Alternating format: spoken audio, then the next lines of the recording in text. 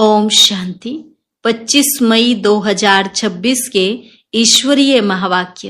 पहले सुनते हैं मुरली के मुख्य पॉइंट्स। बाबा ने कहा, एक एक कर्मेंद्रिय बहुत धोखा देने वाली है। सबसे जास्ती धोखा देने वाली हैं यह आंखें। अगर कुदृष्टि रखेंगे तो अपना ही नुकसान करेंगे। मंजिल बहुत बड़ी है, माया एकदम नाक से पकड़ लेती है। इस दुश्मन की पूरी जांच रखनी है, नहीं तो अपने पद को भ्रष्ट कर लेंगे। बाबा ने कहा, जो समझदार बच्चे हैं उनको अपने पास डायरी में नोट करना चाहिए कि आज कोई पर हमारी बुरी दृष्टि तो नहीं गई। अगर जाए तो फिर अपने को आप पे ही सजा दो।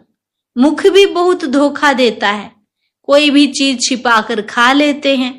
कख का चोर सो लख का चोर, अर्थात चोर तो चोर ही है, चाहे छोटी चोरी करे या बड़ी चोरी करे। लास्ट में बाबा ने कहा, अपने पुरुषार्थ में मेकअप करते रहो। ऊंच पद पाना है तो बाप के डायरेक्शन पर पूरा चलना पड़े, नहीं तो अंत में बहुत पछताएंगे। रोज अपने पोता मेल में देखो कि आज कौन सी कर्मेंद्री ने धोखा दिया। कर्मेंद्रियां जब वश हो तब कर्मातीत अवस्था हो। और अब सुनते हैं महावाक्यों को विस्तार से। मुरली का सार। मीठे बच्चे, अपने आप से पूछो कि मैं कर्मेंद्रिय जीत बना हूं? कोई भी कर्मेंद्री मुझे धोखा तो नहीं देती है? प्रश्न, कर्मातीत बनने के लिए तुम बच्चों को अपने आप से कौन सा वायदा करना है? उत्तर, अपने से वायदा करो कि कोई भी कर्मेंद्री कभी भी चलायमान हो नहीं सकती। मुझे अपनी कर्मेंद्रियां वश में करनी है। बाबा ने जो भी डायरेक्शन दिए हैं उन्हें अमल में लाना ही है। बाबा कहे, मीठे बच्चे, कर्मातीत बनना है तो कोई भी कर्मेंद्री से विकर्म मत करो। माया बड़ी प्रबल है, आंखें धोखेबाज हैं, इसलिए अपनी संभाल करो। ओम शांति। बच्चे, आत्म अभिमानी होकर बैठे हो? अपने आप से पूछो। हर एक बात अपने आप से पूछनी पड़ती है। बाप युक्ति बताते हैं कि अपने से पूछो। आत्म अभिमानी हो बैठे हैं? बाप को याद करते हैं? क्योंकि यह है तुम्हारी रूहानी सेना।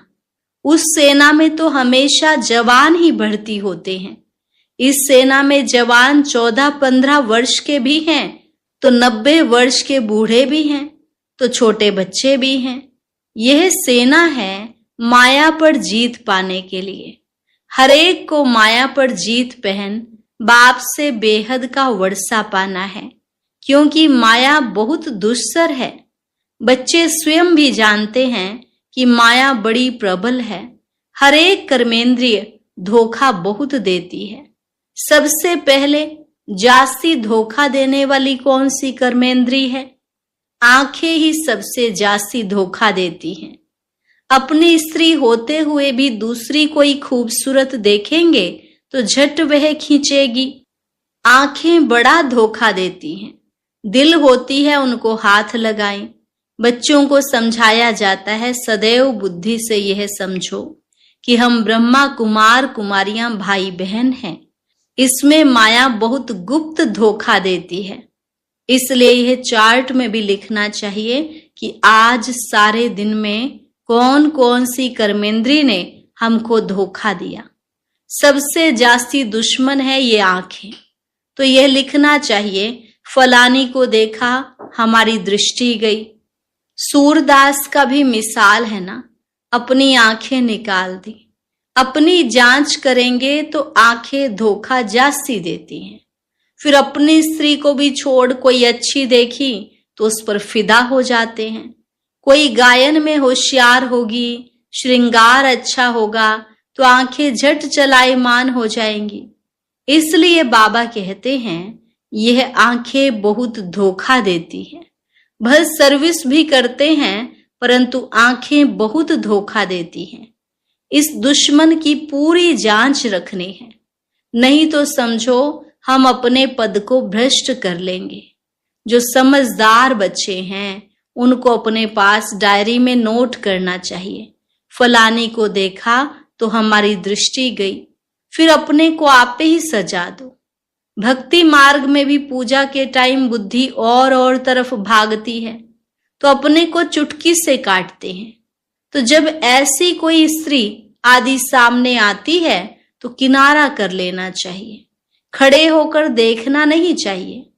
आंखें बहुत धोखा देने वाली हैं, इसलिए सन्यासी लोग आंखें बंद कर बैठते हैं। स्त्री को पिछाड़ी में, पुरुष को आगे में बिठाते हैं। कई ऐसे भी होते हैं जो स्त्री को बिल्कुल देखते नहीं हैं। तुम बच्चों को तो बहुत मेहनत करनी है। विश्व का राज्य भाग्य लेना कोई कम बात थोड़े ही है। वो लोग तो करके 10, 12, 20 हजार, 1, 2 लाख करोड़ इकट्ठा करेंगे और खलास हो जाएंगे। तुम बच्चों को तो अविनाशी वर्षा मिलता है, सब कुछ प्राप्ति हो जाती है। ऐसी कोई चीज नहीं रहती जिसकी प्राप्ति के लिए माथा मारना पड़े। कलयुग अंत और सतयुग आदि में रात दिन का फर्क है। यहाँ तो कुछ भी नहीं है।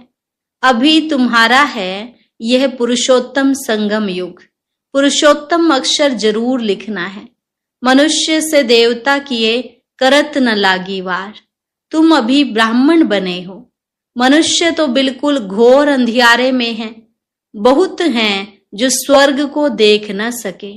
बाप कहते हैं, बच्चे तुम्हारा धर्म बहुत सुख देने वाला है। मनुष्यों को थोड़े ही कुछ पता है। भारतवासी भी भूल गए हैं हेवन क्या चीज है। क्रिश्चियन लोग भी खुद कहते हैं हेवन था। इन लक्ष्मी नारायण को गॉड गॉडेस कहते हैं ना, तो जरूर गॉड ही ऐसा बनाएंगे। तो बाप समझाते हैं मेहनत बहुत करनी है। रोज अपना पोता मेल देखो, कौन सी कर्मेंद्री ने हमको धोखा दिया। मुख भी बहुत धोखा देता है। आगे कचहरी होती थी, सब अपनी भूल बताते थे। हमने फलानी चीज छिपाकर खा ली। अच्छे अच्छे बड़े घर की बच्चियां बतला देती हैं, ऐसे ऐसे माया वार करती है। छिपाकर खाना भी चोरी है, सो भी शिव बाबा के यज्ञ की चोरी। यह तो बहुत खराब है। कख का चोर सो लख का चोर। माया एकदम नाक से पकड़ती है। यह आदत बहुत बुरी है। बुरी आदत होगी तो हम क्या बनेंगे। स्वर्ग में जाना कोई बड़ी बात नहीं है, परंतु उसमें फिर मर्तबा भी तो है ना। कहाँ राजा कहाँ प्रजा, कितना फर्क है। तो कर्मेंद्रियां भी बहुत धोखा देने वाली हैं, उनकी संभाल करना चाहिए। ऊंच पद पाना है तो बाप के डायरेक्शन पर पूरा चलना है। बाप डायरेक्शन देंगे, माया फिर बीच में आकर विघ्न डालेगी। बाप कहते हैं भूलो मत, नहीं तो अंत में बहुत पछताएंगे। नापास होने का फिर साक्षात्कार भी होगा।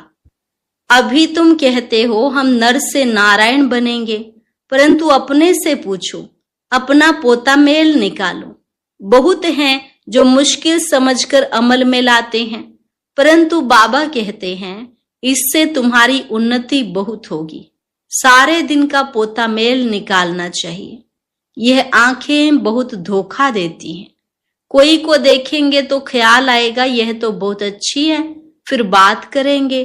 दिल होगी उनको कुछ सौगात दूं, यह खिलाऊं, वही चिंतन चलता रहेगा। बच्चे समझते हैं इसमें मेहनत बहुत बड़ी है। कर्मेंद्रियां बहुत धोखा देती हैं। रावण राज्य है ना, बाप कहते वहां चिंता की कोई बात नहीं होती है, क्योंकि रावण राज्य ही नहीं, चिंता की बात ही नहीं। वहां भी चिंता हो तो फिर नर्क और स्वर्ग में फर्क ही क्या रहे। तुम बच्चे बहुत बहुत ऊंच पद पाने के लिए भगवान से पढ़ते हो। बाप समझाते हैं माया निंदा कराती है। तुमने अपकार किया, मैं उपकार करता हूं। बच्चे तुम अगर कुदृष्टि रखेंगे तो अपना ही नुकसान करेंगे। बहुत बड़ी मंजिल है, इसलिए बाबा कहते हैं अपना पोता मेल देखो।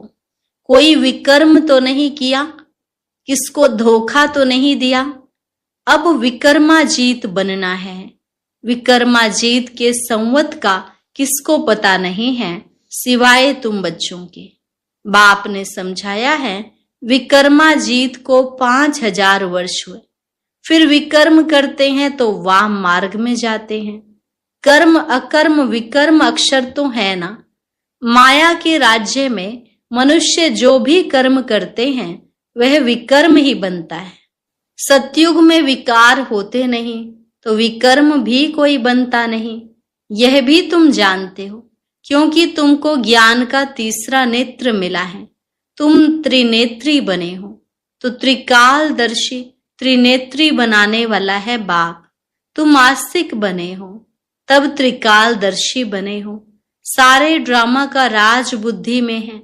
मूल वतन, सूक्ष्म वतन, स्थूल वतन, 84 का चक्र, फिर और धर्म वृद्धि को पाते हैं। वह कोई सदगति नहीं कर सकते, उनको गुरु भी नहीं कह सकते हैं। सर्व की सदगति करने वाला एक ही बाप है। अभी सबकी सदगति होने है। वह धर्म स्थापक कहे जाते हैं, गुरु नहीं। धर्म स्थापक धर्म स्थापन करने के निमित्त बने हैं, बाकी सदगति थोड़े ही करते हैं। उनको याद करने से कोई सदगति नहीं हो सकती, विकर्म विनाश नहीं हो सकते। वह सब है भक्ति। तो बाप समझाते हैं माया बड़ी दुस्सर है, इस पर ही लड़ाई होती है। तुम हो शिव शक्ति पांडव सेना, तुम सब पंडे हो। शांति धाम सुख धाम का रास्ता बताते हो, गाइड्स तुम हो। कहते हो बाप को याद करो तो विकर्म विनाश होंगे, और फिर दूसरे तरफ अगर कोई पाप कर्म करेंगे तो 100 गुना पाप लग जाएगा। जितना हो सके कोई विकर्म नहीं करना चाहिए। कर्मेंद्रियां धोखा बहुत देती हैं। बाप हरेक की चलन से समझ जाते हैं। बच्चों को माया के तूफान आते हैं, स्त्री पुरुष समझने से ही तूफान आते हैं। तो इन आंखों पर कितना कब्जा अधिकार रखना चाहिए। हम तो शिव बाबा के बच्चे हैं। बाप से अंजाम वायदा कर राखी भी बांधते, फिर भी माया धोखा दे देती है, फिर छूट नहीं सकते हैं। कर्मेंद्रियां जब वश हो तब कर्मातीत अवस्था हो सके। कहना तो सहज है कि हम लक्ष्मी नारायण बनेंगे, परंतु समझ भी तो चाहिए ना।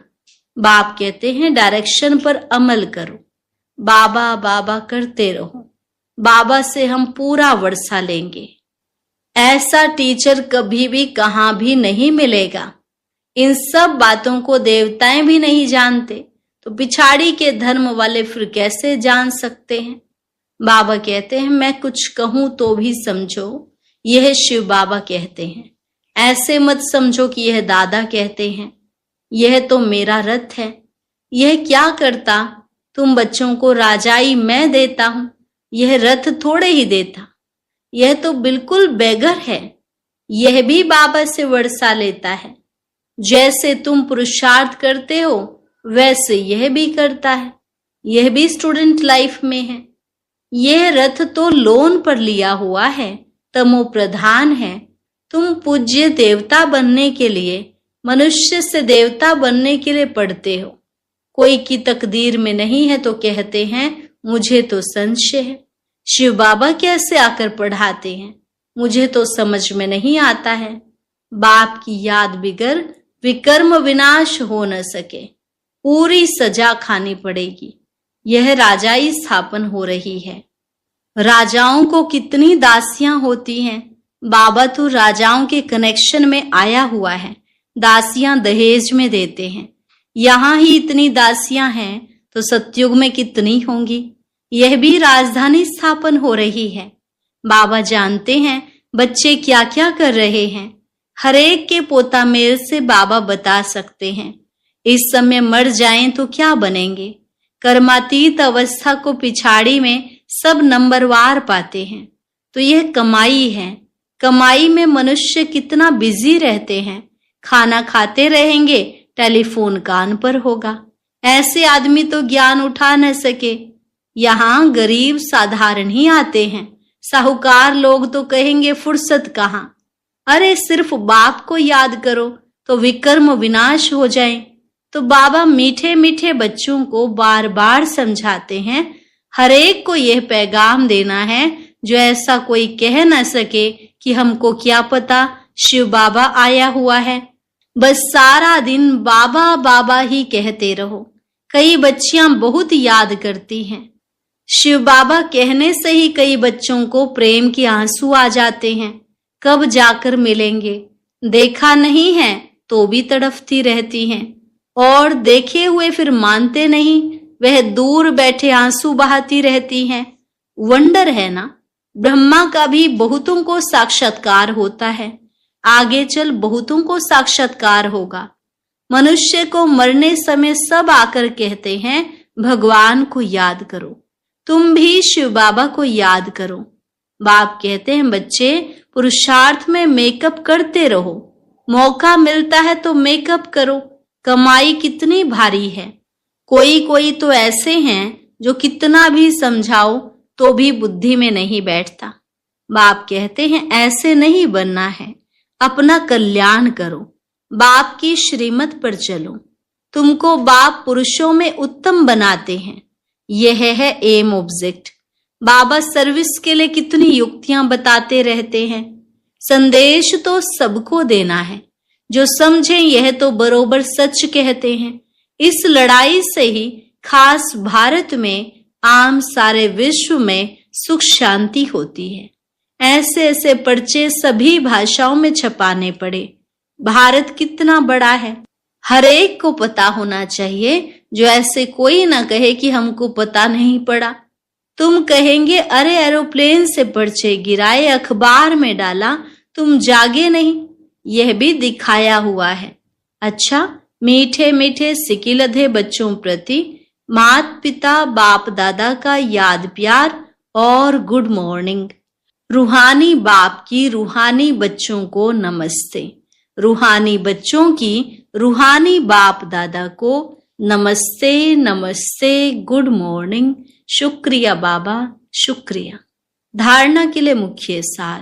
पहली पॉइंट, स्वयं में जो भी बुरी आदतें हैं उनकी जांच कर उन्हें निकालने के लिए मेहनत करनी है। अपना सच्चा सच्चा पोता मेल रखना है, बाप के डायरेक्शन पर चलना है। दूसरी पॉइंट, ऐसा कोई कर्म नहीं करना है जिससे बाप का नाम बदनाम हो। अपनी उन्नति का ख्याल रखना है, जरा भी कुदृष्टि नहीं रखनी है। वरदान, स्थूल व सूक्ष्म में हर फरमान को पालन करने वाले संपूर्ण फरमान बरदार भव। स्थूल व सूक्ष्म में हर फरमान को पालन करने वाले संपूर्ण फरमान बरदार भव। स्थूल फरमान पालन करने की शक्ति उन्हीं बच्चों में आ सकती है जो सूक्ष्म फरमान पालन करते हैं।